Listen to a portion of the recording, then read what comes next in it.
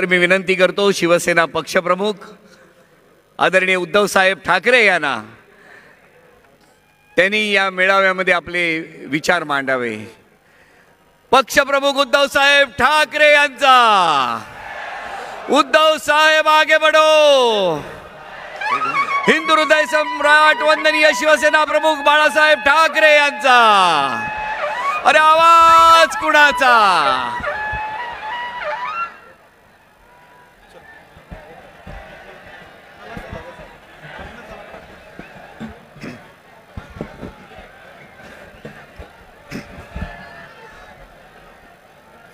जमलेल्या माझ्या तमाम हिंदू बांधवांनो, भगिनींनो आणि मातांनो,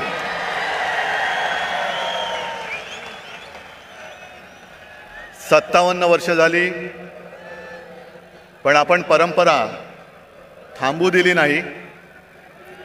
मोडता घालण्याचा प्रयत्न किती झाला तरी त्यांना मोडीत काढून आपली परंपरा आपण चालू ठेवली आहे आणि पुढची अनेक वर्ष ही अशीच चालू ठेवणार आहोत।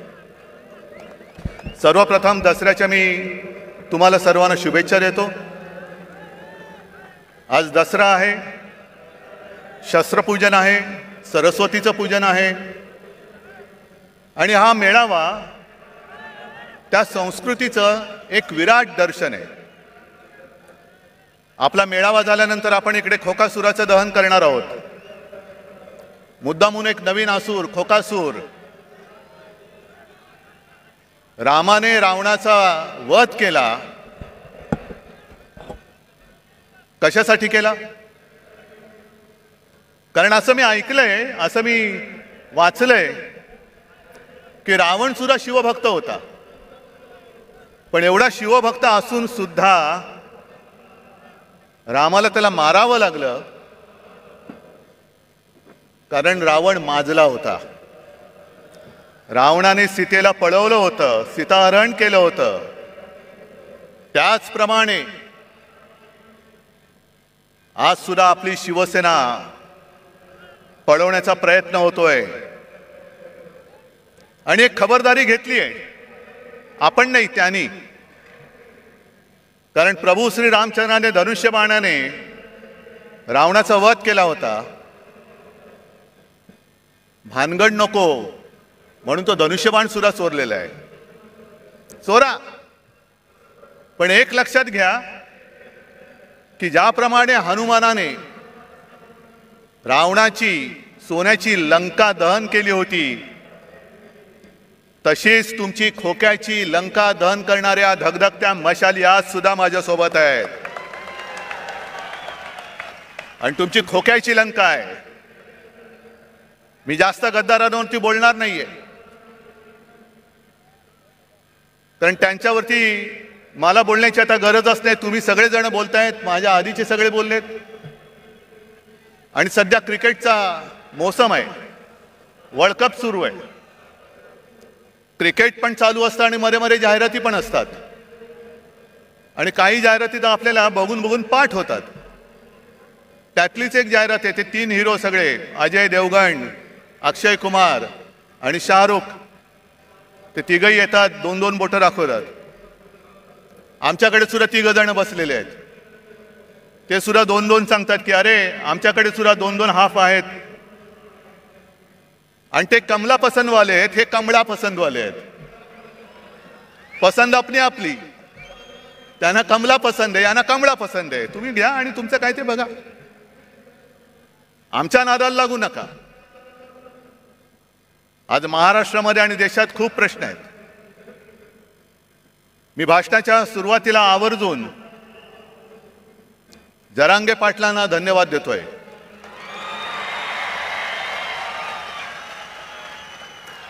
अत्यंत समजदारपणाने त्यांनी आंदोलन सुरू ठेवलेलं आहे आणि आज त्यांनी एक चांगली गोष्ट केली, धनगरांना साथ घातलेली आहे। मी ज्या वेळेला जालन्यात शांततेमध्ये हे आंदोलन सुरू होतं आणि आत्ताचं जे सरकार आहे, डायरचं सरकार, जसं जालियनवाला बागेमध्ये पोलीस घुसून त्यांनी अत्याचार केला होता, त्याचप्रमाणे आंतरवेलीमध्ये शांततेत बसलेल्या मराठा समाजाच्या आंदोलकांवरती यांनी 5वी लाठीहार केला होता.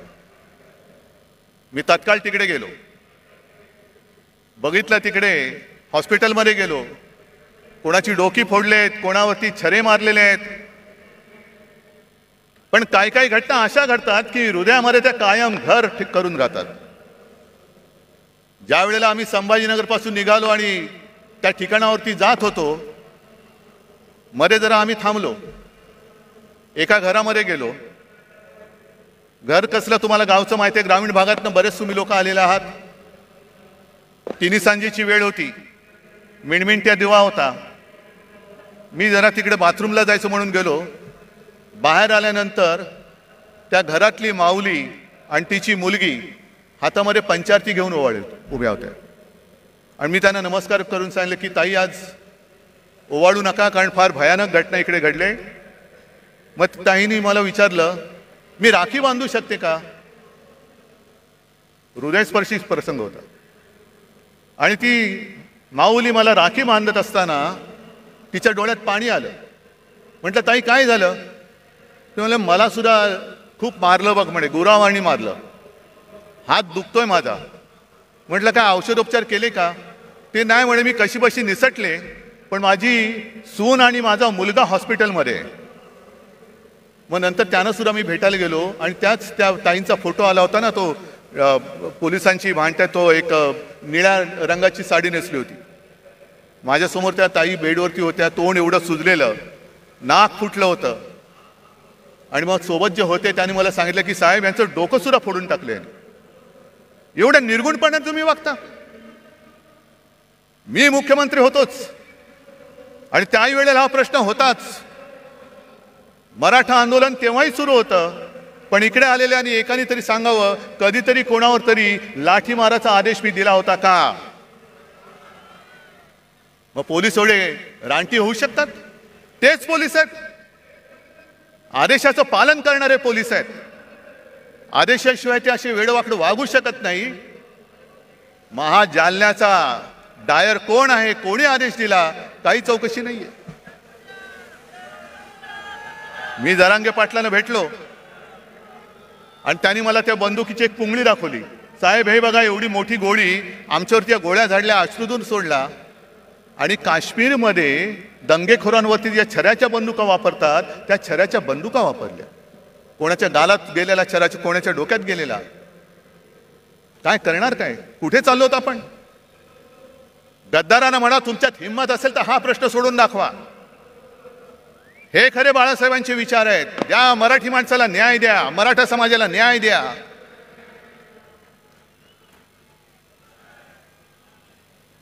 पण आज जर न्याय मिळवायचा असेल तर जेव्हा मी त्या आंदोलनकर्त्यांना भेटायला गेलो होतो तेव्हा जे बोललो तेच आज बोलतोय.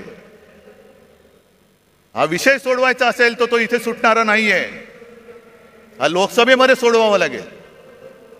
आणि आम्हाला असं वाटलं होतं, नवे आमचा आग्रह होता की ऐन गणपतीच्या दिवसांमध्ये जे खास अधिवेशन घेतलं गेलं होतं, त्या अधिवेशनामध्ये संसदेला तो अधिकार आहे, न्यायालयाचा निर्णय फिरवण्याचा अधिकार आहे. ज्याप्रमाणे दिल्लीचा निर्णय, संपूर्ण बदल्यांचे अधिकार, कोर्टाने दिलेला निर्णय यांनी 5वी बहुमताच्या जोरावरती जसा वळवला होता, तसाच सगळ्यांना न्याय देणारा निर्णय तुम्ही संसदेत घ्या. घ्या, मराठा समाजाला घ्या, धनगरांना घ्या, ओबीसीना घ्या, किती जाती असतील, किती वंचित असतील. कारण जे शिवसेना प्रमुखांचं वाक्य होतं की जातीला पोट असतं पण पोटाला जात लावू नका. आणि राज्यकर्त्याचं कर्तव्य असतं की ते पोट कोणत्याही जातीचं असो ते भरलं गेलंच पाहिजे, हे राज्यकर्त्याचं कर्तव्य असतं. आई इकडे जे सगळे जमलेत आज तिकडे मेळावा घेत आहेत, बोला, आमचं ती टीका करा, मी तुम्हाला किंमत देत नाही. कारण माझ्या समोर महाराष्ट्रातला हा गोरगरीब आहे. आणि मी जरांगे पाटलांना खास धन्यवाद एवढ्यासाठी देतोय की जातीपातीच्या भिंती उभ्या करून आपापसामध्ये झुंजवण्याचं कारस्थान जे भाजपा करतंय, त्याला आपल्याला सगळ्यांना मिळून मोडून तोडून टाकायचं आहे. सगळे मराठा म्हणजे सगळे मराठी, एका मातीची आपण लेकरं आहोत. फक्त ज्यांच्याशी लढतोय आपण तो सारासुरा नाहीये, तो कपटी आहे, विघ्न संतोषी आहे. आणि भाजप एवढा विघ्न संतोषी आहे की कोणाचंही लग्न असो, तुम्ही बोलवा अथवा नका बोलू, हे जाणार, पंक्तीला बसणार, भरपूर जेवणार, आडवा हात मारणार. मग श्रीखंड पुरी असेल, बासुंदी असेल, किती पोळ्या खाण्याच्या स्पर्धा लावतील. किती पुरणपोळ्या खाल्ल्या माहितीये तुम्हाला? सगळ्या पुरणपोळ्या फस्त करणार, ढेकर देणार, पण निघताना नवरा बायकोत भांडणं लावून दुसऱ्या लग्नात जेवायला जाणार. अशी ही औलाद आहे, अशी औलाद आहे. आणि मी पुन्हा पुन्हा सांगतोय, भारतीय जनता पक्ष असो किंवा त्या काळचा जनसंघ असेल, यांचा कधीही कोणत्याही लढ्याशी सुतराम संबंध नव्हता. स्वातंत्र्य लढ्याशी तर कदापि नव्हता. मराठवाडा मुक्ती संग्रामात त्यांचं कधी नाव ऐकलं नाही. संयुक्त महाराष्ट्र चळवळीमध्ये सुद्धा ते नव्हते. पण केव्हा एकत्र आले होते? संयुक्त महाराष्ट्र समितीमध्ये ते आले होते. चळवळीत नव्हते, समितीत आले. कशासाठी आले? की हे सगळं आयतं अन्न शिजतंय, घुसून बघूया हात मारायला. म्हणून सगळ्यात शेवटी जनसंघ समितीत सामील झाला आणि सगळ्यात पहिल्यांदी जनसंघ बाहेर पडला, जागो वाटपाच्या भांडण करून. सगळं तोडून मोडून टाकायचं. विघ्न संतोषी म्हणतात ते याला. मग जनता पक्षात घुसला, तिकडे दुहेरी सदस्यत्वाचा वाद केला, तिकडे तोडफोड तांबा पितळ केलं. मग शिवसेनेसोबत आले, तिकडे अकाली दलाबरोबर गेले, कधी नितीश बरोबर, कधी यांच्या बरोबर, कधी त्यांच्या बरोबर, गोव्यात मगो पक्षाबरोबर. हे औलादी लक्षणीची ही जी पार्टी आहे, हे जिथे जाते तिथे सत्यानाश करते. म्हणून मी जरांगे पाटलांना सांगतो की पहिले यांच्यापासून सावध राहा, पहिले यांच्यापासून सावध राहा. आज सुद्धा त्यांनी जे काही केलंय, हा भगवा इकडे डौलाने फडकतोय, मानाने फडकतोय, पण त्या भगव्यामध्ये दुही, तो जो आला होता ना पानिपतचा अब्दाली, त्यांनी हेच केलं होतं. दुहीची बीज पेरायची, भांडणं लावायची, आणि त्या भांडणामध्ये जे खरे प्रश्न आहेत, मग ती बेकारी असेल, महागाई असेल, आणखीन काही असेल, त्याच्याकडे कोणाचं लक्ष जाता कामा नये. तुमच्या चुली पेटवण्यापेक्षा तुमची घरदारं आम्ही पेटवतो आणि पुन्हा तुमचे रक्षण करते म्हणून तुमच्या पेटत्या घरांच्या होळीवर आम्ही आमची पोळी भाजतो. हे आता उघड उघड दिसतंय, उघड दिसतंय. दुसरा आता जवळपास 1 वर्ष होऊन गेलं, आपण सुप्रीम कोर्टात गेलेलो आहोत अपात्रतेच्या निर्णयासाठी. केस तारखेवरती तारीख, तारखेवरती तारीख. काय करायचं तेच कळत नाही. कारण सर्वोच्च न्यायालय प्रत्येक वेळेला कानफट फोडतंय यांचं लवादाचं, पण निर्लज्जम सदा सुखी कानफट फोडलं तरी गाल सोडत सांगतात की आम्ही आमचं टाइम टेबल सादर करू. ठीक आहे, तुम्ही तुमचं टाइम टेबल द्यायचं तेव्हा द्या, पण एक लक्षात घ्या, मी कोणाचाही अपमान करू इच्छित नाही, न्यायाधीश न्यायमूर्तींचा तर करूच शकत नाही. पण ज्या पद्धतीने हे सगळं चाललेलं आहे ते बघितल्यानंतर एक विनोद नक्की माझ्या लक्षात येतो. आणि तो विनोद म्हणजे असा आहे की एकदा भरल्या कोर्टात न्यायमूर्ती बसलेले असतात आणि केस चालू असतात. कोणाला तारीख दे, कोणाचा निर्णय दे, कोणाचं हिअरिंग घे. आणि मग त्या सोबत कोण असतो त्याला विचारतात, चल पुढची केस कोणती आहे?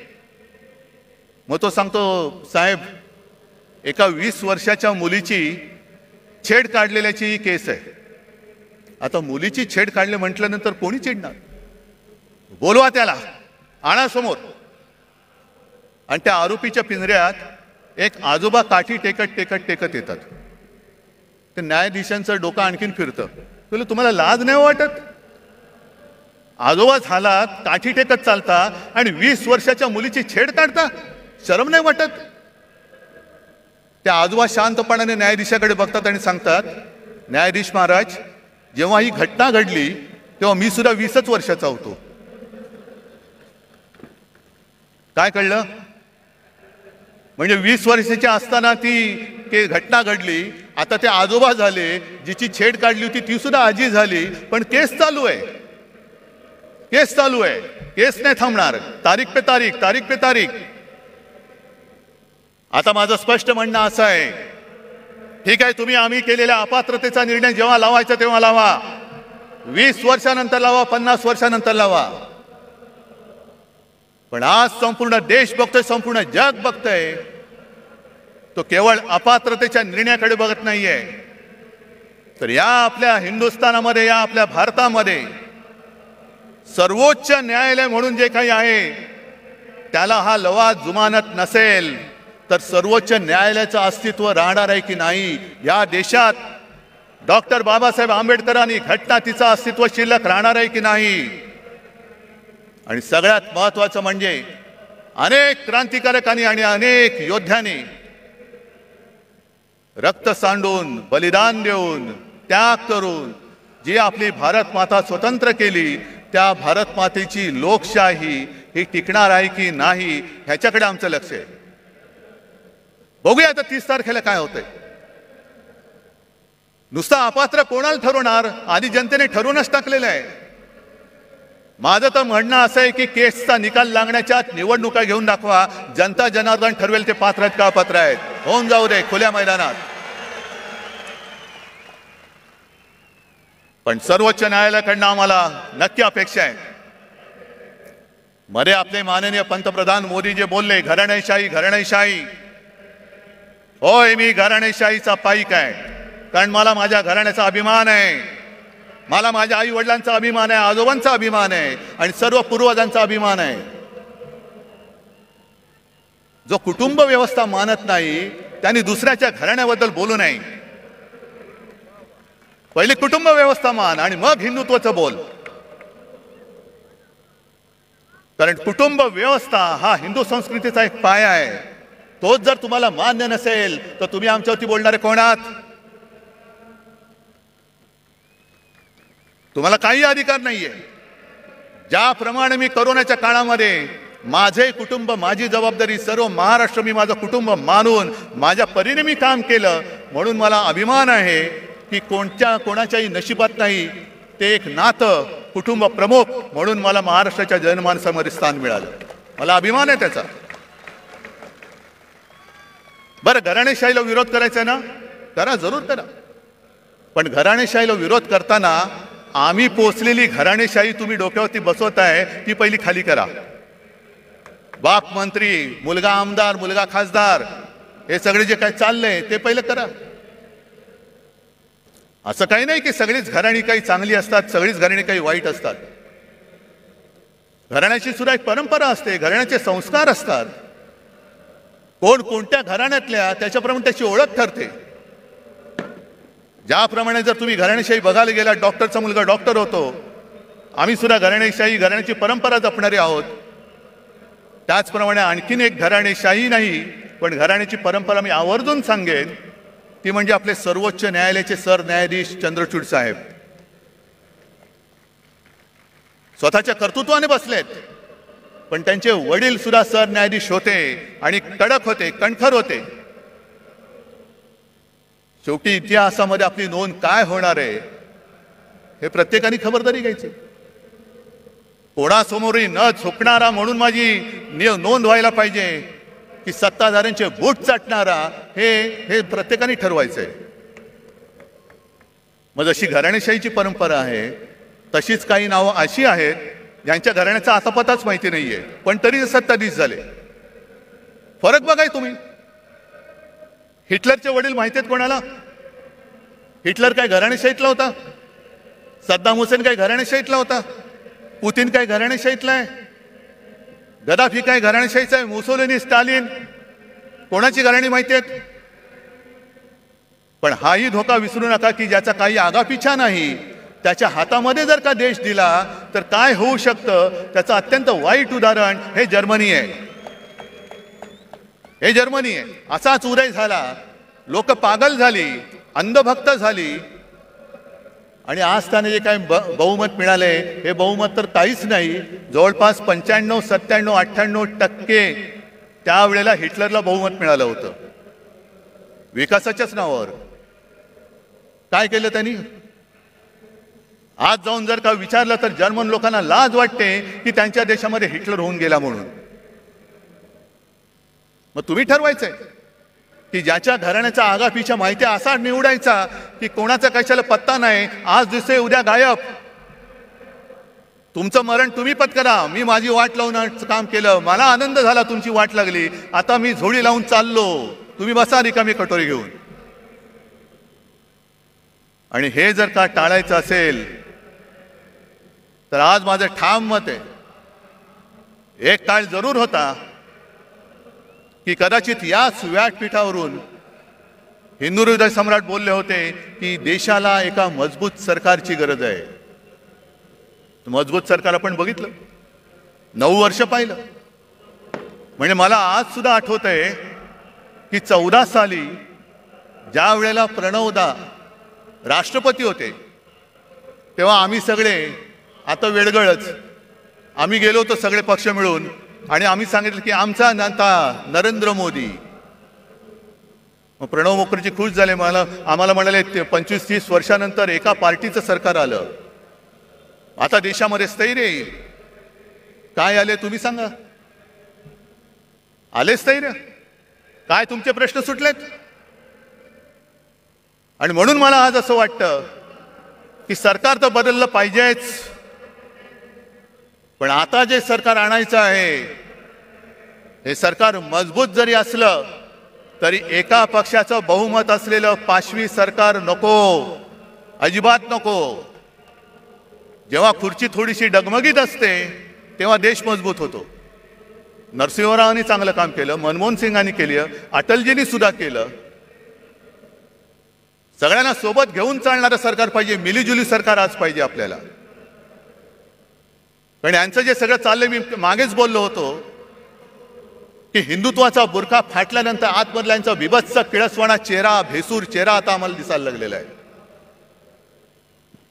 जे काय एक स्वप्न दाखवलं होतं 2014 साली, आणि त्यांचीच भाषणं आहेत. पेट्रोल का दाम ऊपर गया की नीचे, गैस का दाम ऊपर गया कि नीचे, डॉलर ऊपर गया, रुपया ऊपर गया कि नीचे. मग काढा, सगळ्या गोष्टी काढा. जे मी तुम्हाला सांगितलेलं आहे होऊन जाऊ दे चर्चा म्हणून, गावागावात जाऊन ह्या सगळ्या गोष्टी समजावून सांगा, समजावून सांगा. पण आज सगळं काही त्यांनी गुंडाळून ठेवलेलं आहे. माझ्या आधीचे सगळे वक्त्यांनी एक एक समाचार घेतलेलाच आहे. मी संजय राऊतांचं भाषण ऐकत होतो, भ्रष्टाचारावरती कडाडून बोलले. संजय काळजी करू नका, उद्या आपलं सरकार येणार आहे, नक्की आणणार, आणणार म्हणजे आणणारच. आणि आज जे दमदाट्या करतायत त्यांना सुद्धा सांगून ठेवतोय की तुम्ही आमच्या लोकांना जो त्रास देताय तो त्रास बंद नाही झाला तर सरकार आणल्यानंतर तुम्हाला सुद्धा आम्ही उलटे टांगल्याशिवाय राहणार नाही, उलटे टांगू तुम्हाला. मी सर्व शासकीय अधिकाऱ्यांना पण सांगतोय, जो एक फतवा माझ्या पाहण्यात आला, आयकर अधिकाऱ्यांना आता फतवा गेलेला आहे की सरकारच्या प्रचाराची रथयात्रा काढा. का हो, तुम्ही सगळे घेताय ना, सगळे भाडोत्री माणसं गोळा करताय. त्या भाडोत्री माणसामध्ये कोणी मर्द नाही, स्पष्ट आहे. कारण मर्द कधी विकला जात नाही, मर्द कधी विकत घेता येऊ शकत नाही. आणि मर्दपणा तर रक्तामध्ये असावा लागतो. लाचारी असणारे कधी मर्द होऊ शकत नाही. आणि भारतीय जनता पक्षाची आजची हालत जी अशी झालेली आहे, मग त्याचं वर्णन मध्ये ते एक सगळ्यांना असं पेव फुटलं होतं, हनुमान चालिसा, हनुमान चालिसा, कुठेही हनुमान चालिसा. जा ना मणिपूरमध्ये जा आणि हनुमान चालिसा बोला, आहे हिम्मत. पण हनुमान चालिसा जसा तुम्ही बोलता तशी आपल्या हिंदू संस्कृतीत आणखीनही काही स्तोत्र आहेत. व्यंकटेश स्तोत्र माहिती आहे तुम्हाला? त्याच्यामध्ये स्पष्ट शब्दात लिहिले आहे, गावीचे होते लेंडे ओहळ. म्हणजे काय? गावातलं गटार गंगेसी मिळता गंगाजळ, मग ते गटार जर का गंगेला मिळालं तर त्याचं सुद्धा गंगाजल होतं आणि तीर्थ म्हणून हे प्राशन करतात. काक विष्ठेचे झाले पिंपळ, म्हणजे कावळ्याने खाऊन त्याची जी काय विष्ठा असते त्याच्या बियेतनं होतं झालं पिंपळ, त्याची निंद्य कोण म्हणे. आता पिंपळ झालाय त्याला निंद्य कसं म्हणायचं? भले असेल तो कावळ्याच्या विष्ठेतून झालेला, तसा भाजप झालाय आता. सगळे गावीचे सगळे लेंडे ओळ एकत्र येतात, या या या या या या सगळ्या कावळ्यांच्या विष्ठा एकत्र करतायत आणि पिंपळ करतायत, बसा मुंजासारखे त्याच्यावरती बसून. ही तुमची हालत झाली, हे तुमचं हिंदुत्व. आज मला संताप काय येतो जेव्हा मला लोक सांगतात की साहेब जनतेमध्ये तुमच्याबद्दल प्रेम आहे, तुमच्याबद्दल सहानुभूती आहे. माझ्यासाठी नका, महाराष्ट्रासाठी ठेवा, महाराष्ट्रासाठी ठेवा, आपल्या मराठी मातीसाठी ठेवा. पण त्यावेळेला शिवछत्रपतींनी स्वराज्यासाठी सुरत लुटली होती. हे इथून सुरतेला पळणारे लाचार महाराष्ट्राचं हित सांभाळू शकतायत? सरकार बदलल्यानंतर पहिलं काय केलं यांनी?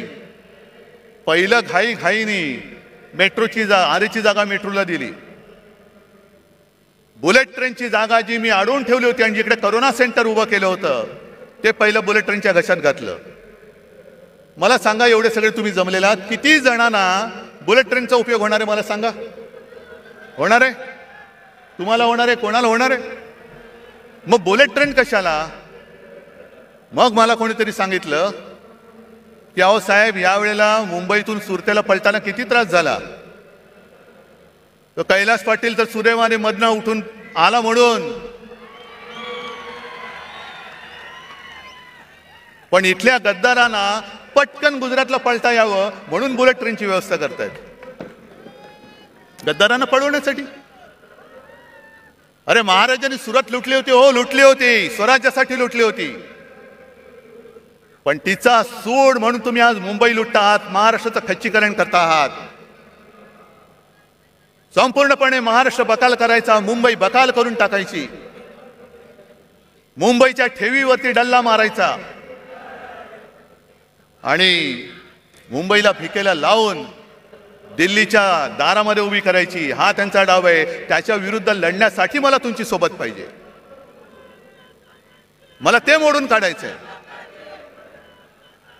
बरं, आता मुंबई तर तोडूच शकत नाहीत, कारण मागे शिवसेना प्रमुखांनी सांगितलं आणि तेच मी आज परत सांगतोय, जो कोणी मुंबईला महाराष्ट्रापासून तोडू बघेल त्याच्या शरीराचे तुकडे केल्याशिवाय आम्ही राहणार नाही. कोणी असलं तरी त्याचे तुकडे तुकडे करून टाकू.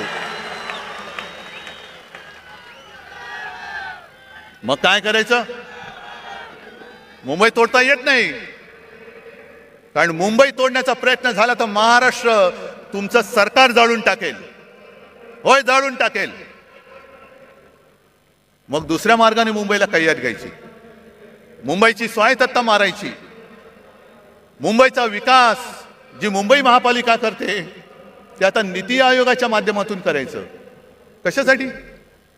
काय करते नीती आयोग? बरं, महापालिकेमध्ये आजपर्यंत असं कधीही झालं नव्हतं. एक तर पालकमंत्री केला, तो सुद्धा बिल्डर, माहिती आहे ना कोण? आणि पालकमंत्र्याचं कार्यालय म्हणजे एका बिल्डरचं कार्यालय हे त्यांनी मुंबई महापालिकेमध्ये थाटलं. हे मुंबई गिळण्याचा हा प्रकार नाहीये. आज तिकडे नगरसेवक नाहीयेत, प्रशासकीय राजवट सुरू आहे. कोण कोणाचे मित्र कसा कारभार करतात आणि किती पैसे खातायत याचा आपण मोर्चाकडून जाब विचारला होता, उत्तर द्यायला तोंड नाहीये. बेधडक भ्रष्टाचार सुरू आहे.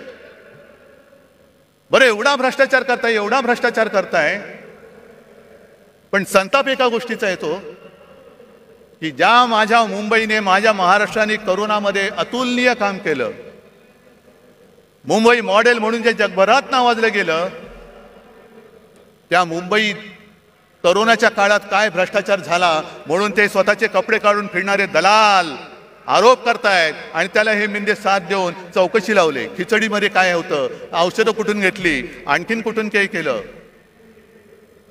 अरे दरिद्री लोकांनो, मुंबई सारखी सोन्याची राजधानी हे आपल्या देशाची आर्थिक राजधानी, तिचं महत्व तुम्हाला मारताय तुम्ही आणि बूट चाटे डोळ्या देखत ते होऊ देतात. मुंबई माझ्या देशाची, भारत मातेची आर्थिक राजधानी होती का आहे हे आता समजत नाही. कारण सगळे चांगले केंद्र, सगळे उद्योगधंदे हे गुजरातमध्ये नेले, मुंबईच्या बाहेर नेले, महाराष्ट्राच्या बाहेर नेले, काही दिल्लीला नेले. फिल्म सिटी आता उत्तर प्रदेशमध्ये येत आहेत, जरूर न्या. पण जे मुंबईच्या हक्काचं आहे ते ओरबाडून तुम्ही नेत असाल तर तुम्हाला याच मुंबईत गाडून टाकल्याशिवाय राहणार नाही आम्ही.